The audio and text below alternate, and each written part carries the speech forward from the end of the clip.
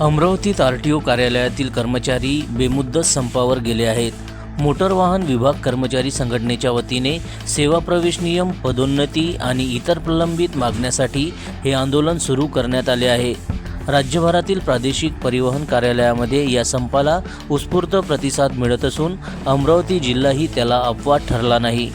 कर्मचाऱ्यांचे म्हणणे आहे की आकृतीबंध मंजूर होऊन 3.5 वर्षाचा कालावधी उलटला तरी सेवा प्रवेश नियम अद्याप लागू झालेला नाही. तसेच पदोन्नतीसह अनेक मागण्या शासन स्तरावर प्रलंबित आहेत. या संपामुळे वाहन नोंदणी, परवाना नूतनीकरण आणि इतर अनेक आरटीओ सेवावर परिणाम झाला असून नागरिकांची कामे रखडलेली आहे. मागण्या तातडीने मान्य न झाल्यास आंदोलन आणखी तीव्र करण्याचा इशारा कर्मचारी संघटनेने दिला आहे. या संदर्भात कर्मचारी संघटनेचे अध्यक्ष अनिल मानकर यांनी काय सांगितले, पाहूया त्यांच्या प्रतिक्रिया. मी अनिल मानकर, महाराष्ट्र प्रदेश मोटार वाहन कर्मचारी संघटना उपाध्यक्ष, अमरावती विभागीय मोटार वाहन कर्मचारी संघटना अध्यक्ष. आज आम्ही या महिन्यामध्ये 2 तारखेला धरणे, निदर्शने, 2 तासाचं ठिय्या आंदोलन केलं. त्यानंतर 1 दिवसाचा 9 तारखेला लाक्षणिक संपसुद्धा केला. हे कशाकरिता? हे शासनाचं लक्ष वेधण्याकरिता. आमचा आकृतीबंध मंजूर होऊन आज 3.5 वर्षाच्या वर कालावधी लोटलेला आहे. या कालावधीमध्ये शासन सांगतो की सेवा प्रवेश नियम नाही आहे. हा सेवा प्रवेश नियम नसल्याने कर्मचारी सेवानिवृत्त होत आहे. त्यांना त्याचे लाभ मिळत नाही आहे, त्यांना समाजात मान सन्मान मिळत नाही आहे. तो कोण्या पदावरून निवृत्त झाला म्हणून आज कनिष्ठ लिपिक या पदावर तो सेवानिवृत्त होत आहे. आश्वासित प्रगती योजना ही शासनाची योजना आहे. त्या योजनेचा लाभ सुद्धा आमच्या कर्मचाऱ्यांना मिळत नाही का? सेवा प्रवेश नियम नाही आहे म्हणून. हे कुठपर्यंत चालणार? कर्मचाऱ्यांनी कुठपर्यंत सहन करायचं? आमच्या मान सन्मानाची काही बाब आहे की नाही आहे? म्हणून आम्ही शासनाला अनेक वेळा विनंती केल्या. यापूर्वी सुद्धा मागच्या वर्षी आम्ही 3 दिवसाचा लाक्षणिक संप, बेमुदत संपावर गेलेलो होतो. शासनाने आम्हाला लेखी स्वरूपात आश्वासन दिलं. परिवहन आयुक्त कार्यालयाचे मान्य अधिकाऱ्यांनी आम्हाला लेखी स्वरूपात आश्वासन दिलं. पण त्या आश्वासनाची काय केलं तुम्ही? त्या आश्वासनाप्रमाणे, लेखी आश्वासनाप्रमाणे आमचं सांत्वन केलं. आम्हाला दीर्घ मुदतीवर संपावर जाण्यापासून वंचित केलं आणि आम्ही तुमच्या प्रश्नावर कायमस्वरूपी तोडगा काढतो म्हणून मान्य केलं आणि लेखी स्वरूपात दिलं. पण त्या लेखी स्वरूपालाही प्रशासन जुमायला तयार नाही आहे. अहो, तुमचेच शब्द आहे, किमान जागा त्या शब्दाला. तुम्ही आमचे बाप आहात, आम्हाला का तुम्ही वेगळ्या पद्धतीनं वागवत आहात? आमचं एकच म्हणणं आहे, दरवाजा उघडा आणि आम्हाला आतमध्ये घ्या. आम्ही नवीन काही तुम्हाला मागत नाही आहे. त्या अनुषंगाने महाराष्ट्र शासनाने 1-150 दिवसाचा कार्यक्रम राबविला होता. 6 मे ते 2 ऑक्टोबर 2025 रोजी. काय झालं? त्यामध्ये एक प्रमुख मागणी होती आणि शासनानेच ते नमूद केलेलं होतं की आकृतीबंधाची अंमलबजावणी करा. त्या 150 दिवसाच्या कार्यक्रमाला सुद्धा, शासनाच्या विकसनशील महाराष्ट्राच्या कार्यक्रमाला सुद्धा यांनी हरताळ फासलेला आहे. काय केलं त्या 150 दिवसाच्या कार्यक्रमामध्ये? का त्या आकृतीबंधाची अंमलबजावणी झाली नाही? कोणत्या पदाची अंमलबजावणी केली तुम्ही? निव्वळ कागदोपत्री 150 दिवसाचा कार्यक्रम राबवला काय?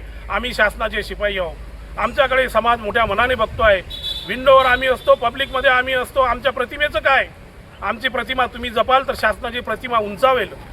त्या अनुषंगाने आमची सरतेशेवटी शासनाला एकच विनंती आहे की हा संप दीर्घकाळ लांबवू नका आणि जनतेला विनाकारण वेठीत धरू नका. कारण की याची जबाबदारी आता आमच्यावर नाही तर तुमच्यावर निश्चित होत आहे. कारण की आम्ही तुम्हाला 2 वेळा मागच्या वर्षी 3 दिवसाचा लाक्षणिक संप केला. हे सर्व करत असताना तुम्ही निव्वळ आमची बोलवण करता. शब्दाच्या पलीकडे तुमचे काहीच नसतात. प्रत्यक्ष कृती करा. आमचे हात जोडून तुम्हाला नम्र विनंती आहे की कर्मचाऱ्यांचा अंत बघू नका. हा कर्मचारी कसा भटकेल हे बघू नका. कर्मचारी प्रामाणिक आहे, तो त्याच्या कामाशी प्रामाणिक आहे. या विभागाशी शासनाला महसूल देणारा हा विभाग आहे आज आरटीओ डिपार्टमेंट, परिवहन विभाग. काय केलं तुम्ही? याचं काय करणार आहात तुम्ही? आमच्या सोयीसुविधाचं काय करणार आहेत? अहो, महसूल देतो आहे आम्ही तुम्हाला. सर्व सामूहिकरित्या इथे काम होत आहे. अधिकारी, कर्मचारी सर्व मिळून कामं करतात. आज कोणाच्याच मागण्या पूर्ण होत नाही. आश्चर्यचकित होणारी गोष्ट आहे ही. म्हणून आमची तुम्हाला विनंती आहे शासनाला की आमच्या आकृतीबंधानुसार पदोन्नतीची साखळी राबवा. कनिष्ठ लिपिकाला वरिष्ठ लिपिक करा, वरिष्ठ लिपिकाला कार्यालयीन अधीक्षक करा, कार्यालयीन अधीक्षकाला प्रशासकीय अधिकारी करा. कर्मचाऱ्यांचे, कनिष्ठ लिपिकांचे पदनाम चेंज करा. त्यांचे पदनाम बदला. इतर विभागात पदनाम बदलतात. जे शासनाला महसूल देत नाही त्यांचे पदनाम बदललेले आहे. मग आमचे पदनाम कधी बदलणार? आमच्या कर्मचाऱ्यांचा स्वाभिमान नाही काय? आमच्या कर्मचाऱ्याचं कुटुंब नाही आहे काय? त्यांना स्वाभिमान नाही आहे काय? माझा नवरा कशा पदावरून रिटायर झाला, कुठल्या पदावरून रिटायर झाला, माझी बायको कुठल्या पदावरून रिटायर झाली, माझा बाप कुठल्या पदावरून रिटायर झाला, त्यांना समाजात वावरताना एक प्रतिष्ठा आहे. आम्ही RTO मध्ये काम करतो, आम्हाला एक प्रतिष्ठा आहे. समाजातले हजारो लोक आमच्याकडे बघतात की हे RTO मध्ये आहे. आमच्या प्रतिमेचं काय? आम्ही किती दिवस आमच्या पदोन्नतीच्या घटनेपासून वंचित राहायचं? आम्हाला आमचा हक्क मिळवून द्या. शासनाला आमची नम्र विनंती आहे. हा बेमुदत संप दीर्घकाळ लांबवू नका आणि विनाकारण जनतेला वेठीत धरू नका. याची सर्वस्वी जबाबदारी आता जनतेला वेठीत धरण्याची तुमची निश्चित होणार आहे, आमची नाही. कारण की आम्ही सर्व प्रकारे शासनाला, जनतेला वर्तमानपत्राच्या माध्यमातून, विविध TV चॅनलच्या माध्यमातून अवगत केलेला आहे. म्हणून आपणास नम्र विनंती आहे की कृपया यावर तोडगा काढा आणि हा दीर्घकाळ चालू देऊ नका. जय परिवार. हमारी यूनियन